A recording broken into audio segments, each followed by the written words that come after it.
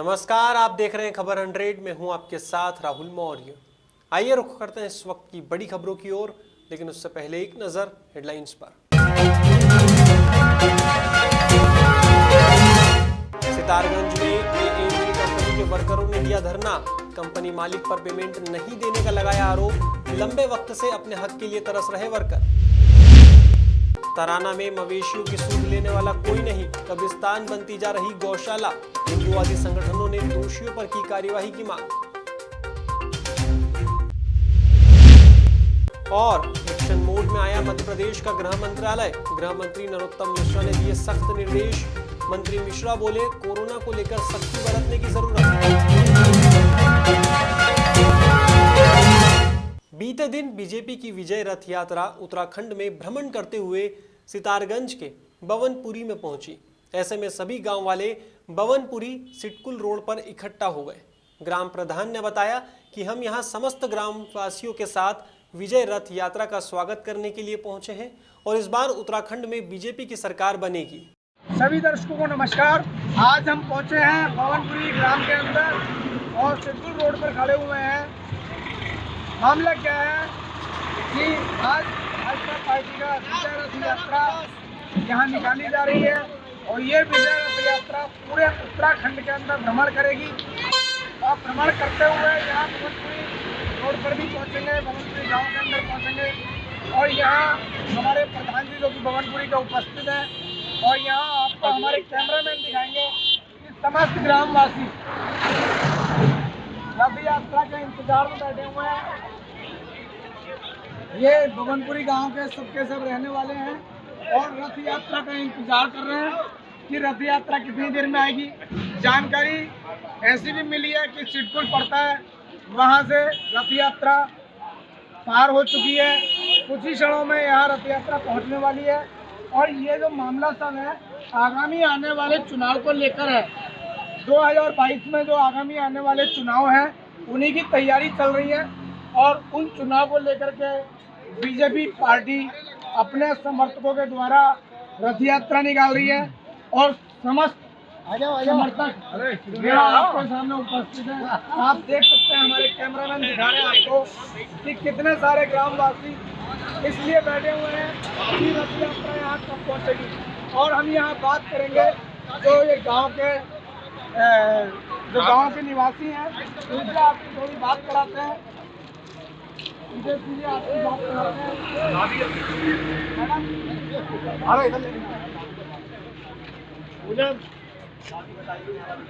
अम्मा, ऐसा है कि तुम्हारे गांव के अंदर विकास हुआ, बढ़िया विकास हुआ है। माता जी का कहना है भाजपा पार्टी बढ़िया है, भाजपा पार्टी बहुत बढ़िया है और यहाँ आप जितने जनों को बटने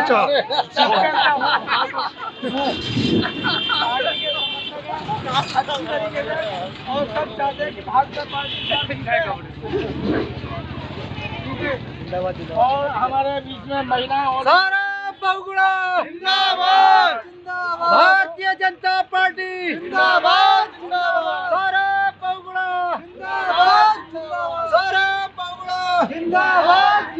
हमारा विधायक कैसा हो, गौरव भैया जैसा हो। हम बात कराते हैं। मैडम कैसा लग रहा है यहाँ पर आज?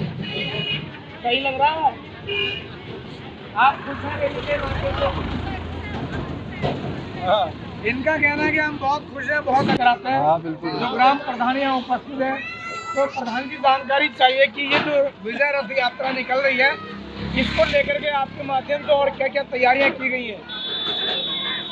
धन्यवाद आपको जो आज हम लोग के बीच पहुँचे और हम लोग की डिबेट ली आप लोगों ने। जैसा कि आप पब्लिक यहाँ देख ही रहे हैं, ये सब भारतीय जनता पार्टी के चाहने वाले लोग हैं और आपको पता है कि जैसा हम लोग के उत्तर प्रदेश में जो है विजय रथ यात्रा निकाली गई है भारतीय जनता पार्टी की ओर से, उसके स्वागत समारोह के लिए हम सब यहाँ पे एकत्रित हुए हैं और कुछ ही देर में यहाँ पे विजय रथ यात्रा यहाँ पहुँचेगी और हम समस्त ग्रामवासी जो है, क्योंकि आपके कैमरामैन ने यहाँ सबको दिखा दिया है, ये समस्त सभी लोग यहाँ 1 से 1.5 घंटे से बड़े उत्साह के साथ यहाँ रुके हुए हैं हमारी विजय रथ यात्रा का स्वागत करने के लिए और जो है बनी हुई है हम लोगों की। जैसे ही आते हैं हम सब यहाँ उनका स्वागत करेंगे और आने वाले आगामी चुनाव में जो है भारतीय जनता पार्टी का जो है हम लोग समर्थन करेंगे। हमारे बीच में यहाँ बीटीसी मेंबर जो है वो भी उपस्थित है, इनसे भी थोड़ा जानकारी देते हैं कि इन्होंने क्या तैयारियां कर रखी है आगामी आने वाले चुनाव के लिए, बताइए। जैसे कि हमारे प्रधान जी ने अभी बोला वही हम लोग भी इसी तैयारी में हैं और अभी विजय रथ यात्रा यहाँ पे थोड़ी देर में आती है तो हम उसका स्वागत करने के लिए सारी जनता और हम उसका स्वागत करते हैं और हम भारतीय जनता पार्टी का समर्थन करेंगे और साथ देंगे। ये बीटीसी मेंबर से हमने आपकी डायरेक्ट बात कराई है और इनका कहना है कि आगामी आने वाले चुनाव को लेकर के ये बहुत ज़बरदस्त तैयारियां चल रही हैं। उत्तराखंड के अंदर बीजेपी पार्टी को लेके आना है। प्रधान जी का कहना है कि हमने भी भरपूर तरीके से तैयारी कर रखी है कि आने वाले समय में जो भी विधायक होगा, नेता मंत्री जो भी होंगे वो भाजपा पार्टी के ही होंगे। इनका कहना है कि इस बार बीजेपी रहेगी बढ़िया तरीके से। अभी जो विजय रथ यात्रा आने वाली है उसकी तैयारी में सब लोग यहाँ लगे पड़े हैं। आप देख रहे हैं खबर 100 से अश्विनी दीक्षित की खास रिपोर्ट। धन्यवाद। सितारगंज के सिडगुल में एएनजी कंपनी के वर्करों ने धरना प्रदर्शन किया है।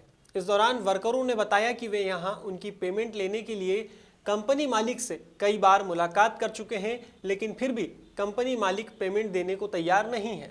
वहीं 2 वर्करों ने कंपनी में सिक्योरिटी के ही एक व्यक्ति प्रवीण पांडे पर मारपीट का भी आरोप लगाया, लेकिन पांडे ने रजिस्टर में लिखी रिपोर्ट दिखाते हुए उन पर चोरी का इल्जाम लगा दिया।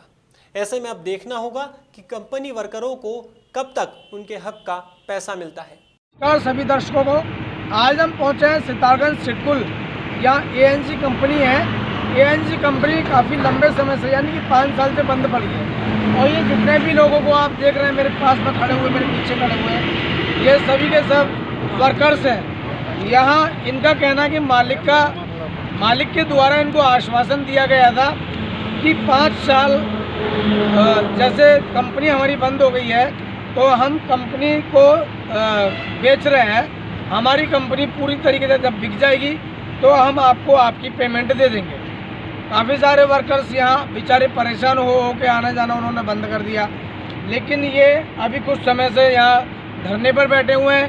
इनका कहना है कि हम लोगों को 5 साल हो गए और 5 सालों से लगातार हमें ये आश्वासन दिया जा रहा है कि हमारी कंपनी पूरी तरीके से दिवालिया घोषित हो जाएगी, बिक जाएगी, उसके बाद हम आपको आपकी पेमेंट दे देंगे। इनको सैलरी नहीं दी गई है, इनको पेमेंट नहीं दी गई है। और आज कुछ जानकारी ऐसी भी मिली है कि जो इस कंपनी के अंदर दिहाड़ी पे काम कर रहे थे उनमें कुछ पुराने वर्कर भी हैं, उनके साथ मारपीट भी की गई है। तो पहले हम जानकारी ये लेते हैं कि यहाँ जो 5 साल से लगातार अपनी पेमेंट के लिए लगे हुए हैं कि हमें पेमेंट मिलनी चाहिए, हमें हमारी सैलरी मिलनी चाहिए, वो सैलरी अभी तक नहीं मिली है। अब ये यहाँ धरने पर बैठे तो मामला क्या है पूरा? हाँ भाई, तो बताइए थोड़ा। मांग हमारी ये है, हमें इस कंपनी में हम काम करते हैं, अपनी लेबर ओवर लगा के मजदूरी करते हैं। उसके बाद ये काम चलता रहा 8-9 महीने की, हमारी पेमेंट फंस गई।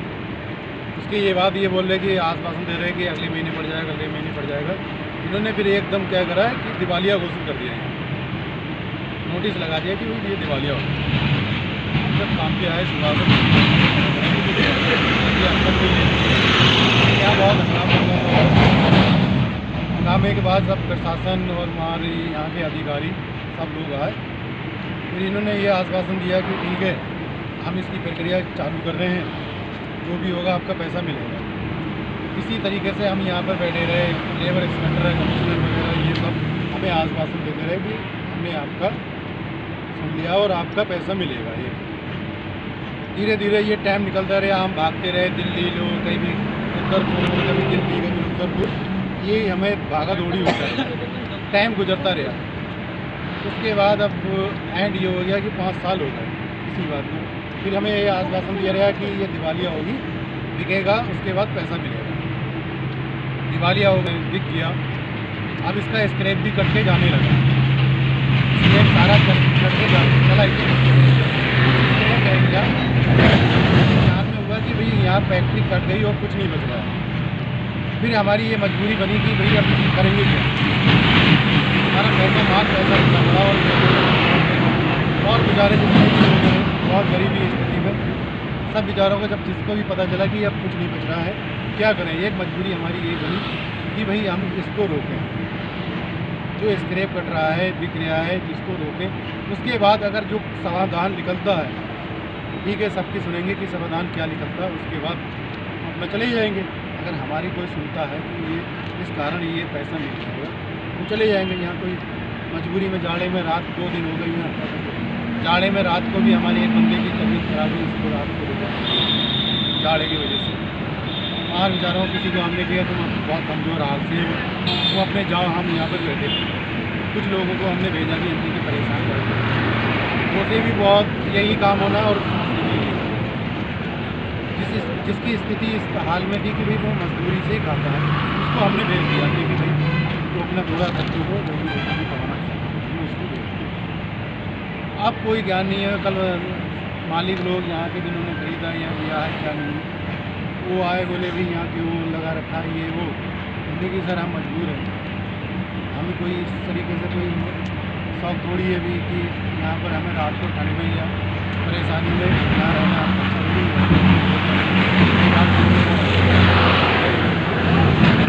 यहाँ से हटो, यहाँ पर तुम्हारा कोई है तो हमने कहा भाई हमको एनजी को अभी देख रहे हैं, एनजी को देख रहे हैं, हमने अभी और कंपनी में थोड़ी लगा रहे हैं, दूसरी कंपनी और भी है वहाँ चले जाते।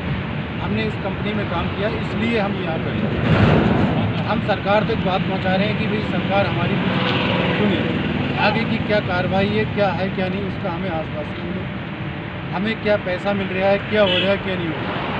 अगर ये स्क्रैप में कट के चली जाएगी हम कहाँ जाएंगे, कोर्ट की हमारी स्थिति नहीं है, देख लो ये मजदूर आदमी हमारे मांगे पूरी करो, हमारी मांगे पूरी करो, हमारी मांगे पूरी करो। यहाँ जितने भी वर्कर्स हैं सबके सब गरीब हैं, मिडिल क्लास के हैं और इनका कहना है कि गरीब लोग हैं, मिडिल क्लास के हैं, इसलिए यहाँ जितने भी उपस्थित हैं ये कोर्ट में नहीं जा सकते हैं। इनका कहना है कि हमारी मांग अगर इसी तरीके से पूरी हो जाती है बहुत अच्छी बात है। सारा का सारा कंपनी का माल स्क्रैप में यहाँ से बिक गया है, किसी और ने खरीद भी लिया है, लेकिन इनको अभी तक पेमेंट नहीं की जा रही है और यहाँ जिनके साथ मारपीट की गई है ज़रा हम उनसे भी जानकारी लेते हैं। आप ही हैं? ये इनके साथ यहाँ मारपीट भी की गई है किसी के द्वारा, किसने मारा? हमें जगदीश ने मारा। वो कह रहा है कि हम घर चले गए थे, चेकिंग में कुछ नहीं मिला, तो यहाँ आए तो जगदीश हमको वहाँ लेके थप्पड़ मारा और मेरे हाथ में छूट गया। और कहता है हमें अड्डे से लेके आया था, कह रहा था हर हफ्ते में हमको पेमेंट करेगा, तो हमने हफ्ते में मांगा, फिर कह रहा 15 दिन में आपको पेमेंट मिलेगा। तो 15 दिन में भी पेमेंट नहीं मिला। तो हमारा यहाँ एक पंडित जी है, तो उसने ये महिला को कहा ना कि हम जो बात बोलेंगे वो बात तुम्हें करना पड़ेगा, तो इस वजह से उसने नहीं किया तो उसको यहाँ से काम से हटा दिया गया। आपका नाम क्या है? मेरा नाम रंजन है सर। कहाँ रहते हो? सखीवरम 4 नंबर उधम से। आप भी इसी कंपनी में काम करते हो? हाँ सर, इसी कंपनी में मैं भी काम करता रहा, 14 दिन काम किया। पहले 14 दिन काम किया है?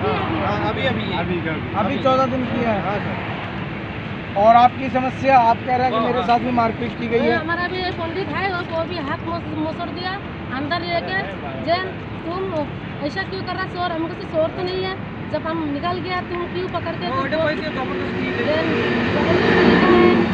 एप्लीकेशन लिखा है जबरदस्ती, हमसे क्यों लिखा है? शोर है, हमको से कहा शोर, हम निकल गया घर से पहुँच गया, तब फोन की बुला रहे हैं जैन आ जाओ, आके तुम शोर बना दिया, जबरदस्ती यही कर रहा है। तब छोड़ दिया, मालिक बोला कि छोड़ दो, शोर नहीं है, बाहर गया था कैसे शोर है, हर रोज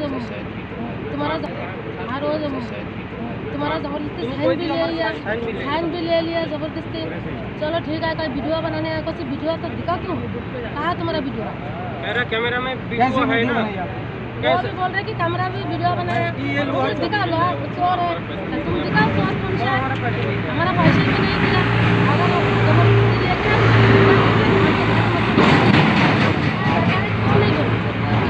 मालिक कुछ नहीं बोल। क्या नाम है आपका?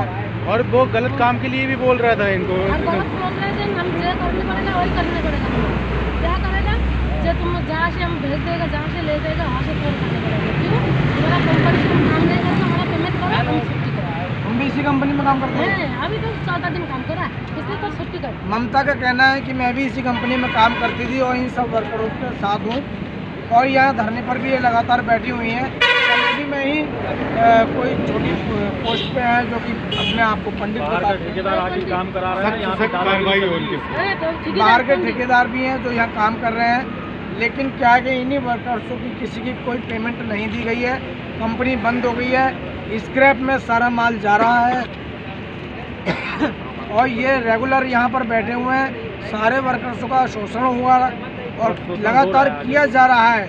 इनका कहना है कि हमारी मांगों को पूरा करें, हमारी पेमेंट दें। भैया क्या नाम है आपका? मेरा नाम मेहरुद्दीन भाई का कहना है कि हमारी मांगें पूरी करें और हमें कोई दिक्कत नहीं है, हमारी पेमेंट दे दी जाए। आप देख रहे हैं खबर 100 से अश्विनी दीक्षित की खास रिपोर्ट। धन्यवाद। मध्य प्रदेश में पूर्व मुख्यमंत्री कमलनाथ और मध्य प्रदेश शासन द्वारा आवारा मवेशियों की सुध लेते हुए ग्रामीण क्षेत्रों में गौशालाओं का निर्माण कराया था, लेकिन अब इन गौशालाओं की देखरेख न होने से इन पर ग्रहण लगता हुआ दिखाई दे रहा है। इसके चलते गौशाला कम, कब्रिस्तान ज्यादा लग रही है। दरअसल ताराना जनपद के ग्राम पिपलिया बाजार में निवाले के अभाव में 3 से अधिक गायों ने अपने प्राण त्याग दिए हैं। ऐसे में यह कहना गलत नहीं होगा कि जिम्मेदारों की अनदेखी से कहीं ना कहीं शासन की योजना को पलीता लग रहा है। हालांकि हिंदूवादी संगठनों ने प्रशासनिक अधिकारियों के समक्ष विरोध दर्ज कराते हुए जिम्मेदारों के विरुद्ध कार्यवाही करने की मांग की है। मध्य प्रदेश में कोरोना के बढ़ते मामलों को लेकर गृह मंत्रालय एक्शन मोड में आ गया है। गृह मंत्री डॉक्टर नरोत्तम मिश्रा ने 2 टूक शब्दों में कहा कि अब कोरोना को लेकर सख्ती बरतने की सख्त जरूरत है। मंत्री नरोत्तम मिश्रा ने साफ किया कि मास्क नहीं लगाने वालों के खिलाफ पुलिस अब सख्ती से चालानी कार्यवाही करेगी। बता दें, प्रदेश में मौजूदा समय में कोरोना के 1029 एक्टिव केस हैं। मंत्री नरोत्तम मिश्रा ने बताया कि प्रदेश का इंदौर एकमात्र ऐसा जिला है जहां डेल्टा और ओमिक्रॉन के बराबर केस आ रहे हैं। हालांकि स्वास्थ्य विभाग का साफ कहना है कि ओमिक्रॉन से ज्यादा खतरनाक डेल्टा वेरिएंट है। पिछले 24 घंटे में कोरोना के 308 प्रकरण संपूर्ण मध्य प्रदेश में आए हैं, जबकि ठीक होकर अपने घरों की ओर, गंतव्य की ओर जाने वाले 57 लोग हैं।